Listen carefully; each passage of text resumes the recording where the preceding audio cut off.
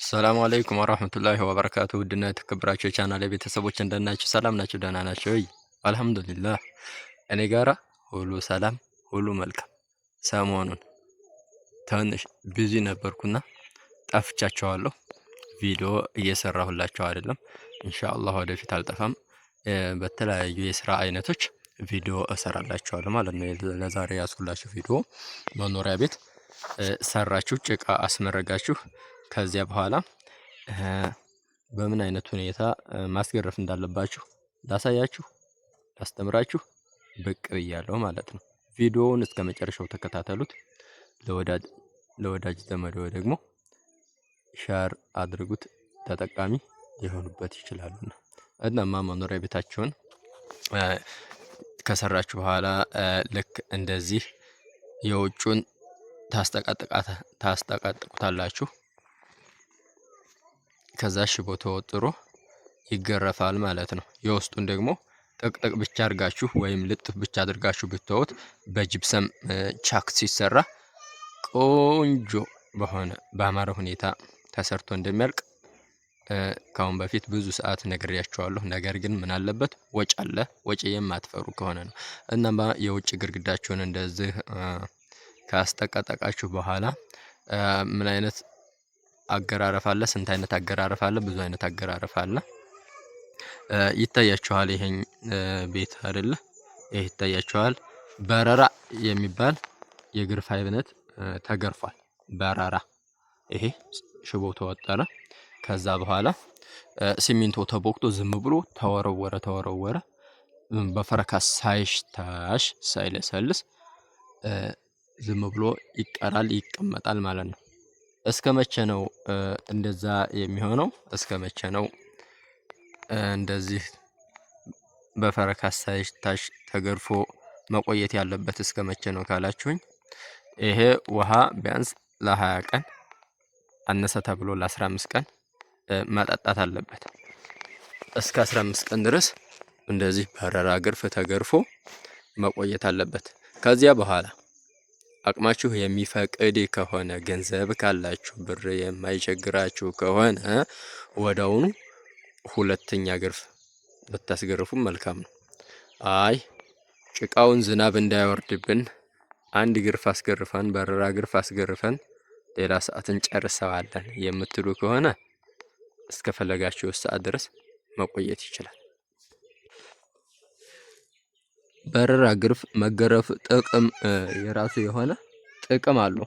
ምንድን ከሌላው ሁለት ባንድ ከሚገረፈው ወይም አንዴ ጭርስ ከሚደረገው የግርፍ አይነት በረራ ግርፍ መገረፉ ለቤቱ የተለየ ጥቅም አለው። ነገር ግን ወጪ አለው።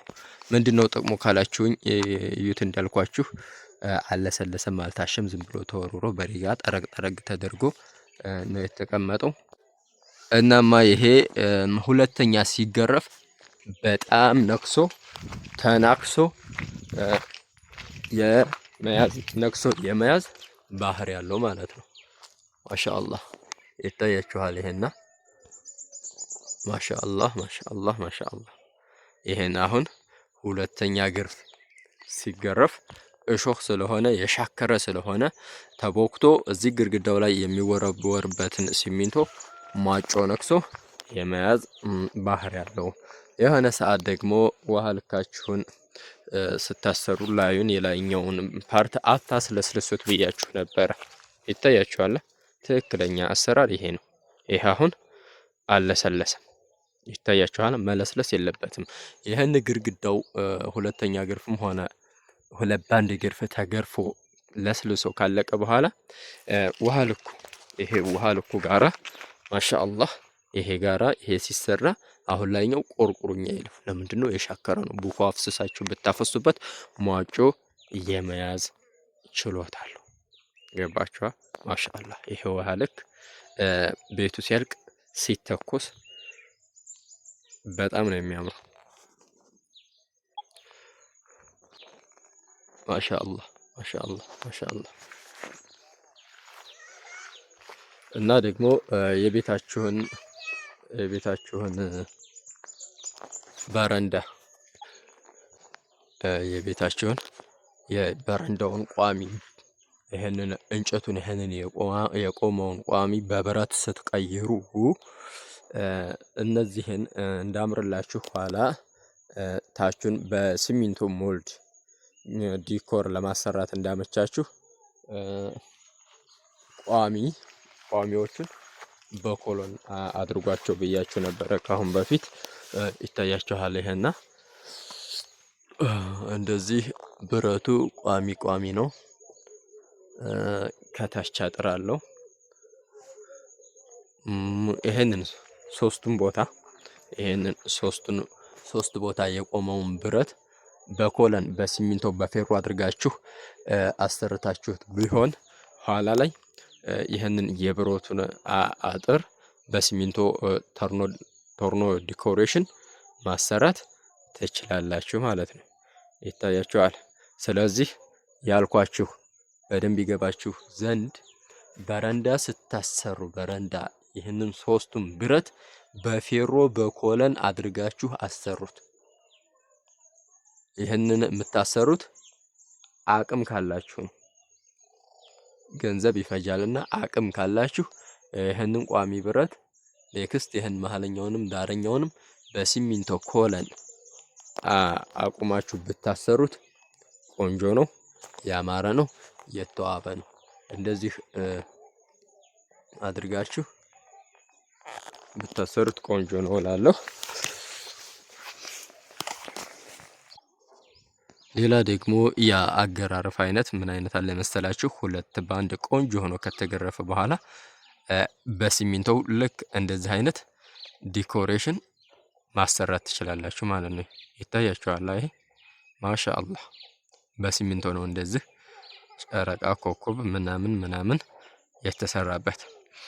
ይህንን ዲዛይን ደግሞ ሁለት ባንድ እግር ፍልስልስ አድርጋችሁ ኖርማል አስደርጋችሁ ከሰራችሁ በኋላ እነዚህን ዲዛይኖች በኳርትዝ በሚባለው ዘመን አመጣሽ ቀለም እነዛን ዲዛይኖችን በዚህ መልኩም ማሰራት ትችላላችሁ። ይታያችኋል። ይሄ ውሃ ልኩም ማሻአላህ በሚያምር ሁኔታ ተተኩሶ ቤቱ አልቋል። ምንድነው የቀረው ካላችሁኝ የጅብሰም ፊኒሺንግ ስራ ነው የቀረው። እሱን ደግሞ አሁን ለመስራት ጅማሮ ላይ ነን። ጅብሰም ኮርኒስ ነው የምንሰራው። ጅብሰም ኮርኒስ ደግሞ እንደሚመረት ሁሉ ከአሁን በፊት አሳይቻችኋለሁ። ማሻአላህ ይሄ ደግሞ በጀርባው የተሰራ ዲዛይን ነው። እነዚህን ዲዛይኖች ብዙ ሰዓት አይታችኋቸው ይሆናል።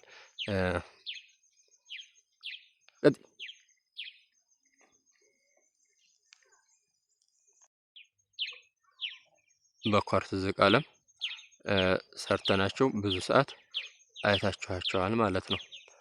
ማሻአላህ ይሄ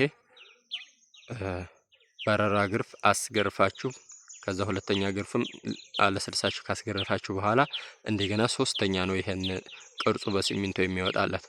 ወይንም ደግሞ ሁለት ባንድ ግርፍ አስገርፋችሁ ከዛ ሁለተኛ ደረጃ ላይ ነው በዚህ እንደዚህ አይነቱ ቅርጽ የሚወጣለት ማለት ነው።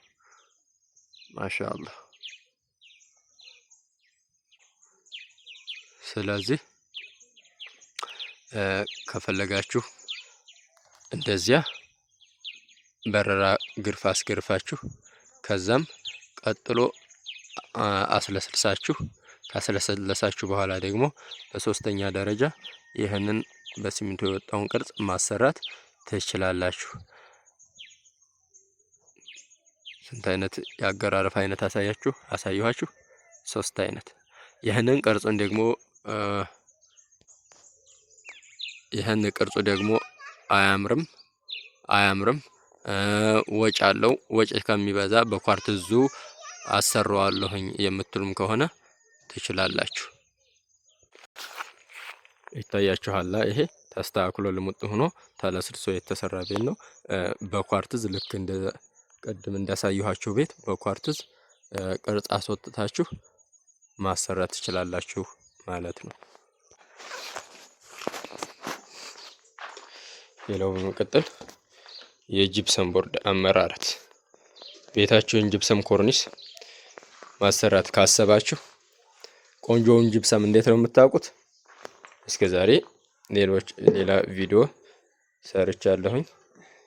ቆንጆውን ጅብሰም የምናውቀው ከምንገዛበት ቦታ አንዱን ኪስ በመፍታት አምርተን በማየት ነው ቆንጆውን ጅብሰም የምናውቀው ማለት ነው። ይታያቸዋል። ይሄን ጅብሰም እየሰራን ያለ ነው ጊራና ከተማ ነው። የገዛነውም ጊራና ከተማ ነው። ማሻአላህ ጊራና ከተማ ማሻአላህ አሉ ከሚባሉ ታላላቅ ከተሞች ጋር የሚሸጥ እቃዎች እዚሁ ሀገራችን ጊራና ከተማም የምንፈልገውን አይነት እቃ እናገኛለን ማለት ነው። እናማ ይሄንን ጅብሰም መጀመሪያ ከህንፃ መሳሪያው ሄድን፣